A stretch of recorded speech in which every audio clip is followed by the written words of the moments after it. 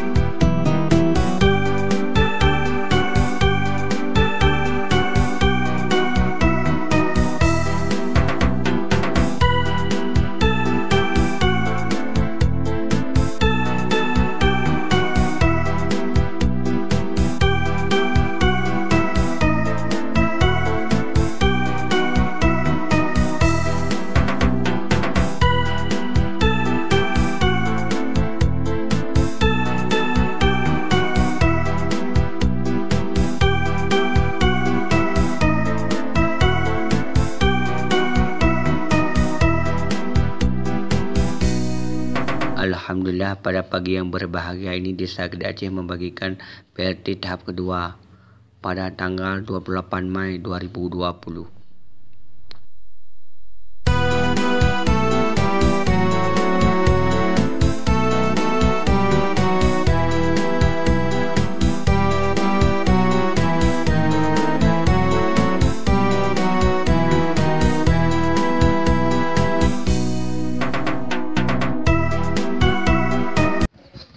Alhamdulillah, pada hari ini Desa Kedik Aceh melakukan pembagian BLT tahap 3 pada tanggal 16 Juni 2020.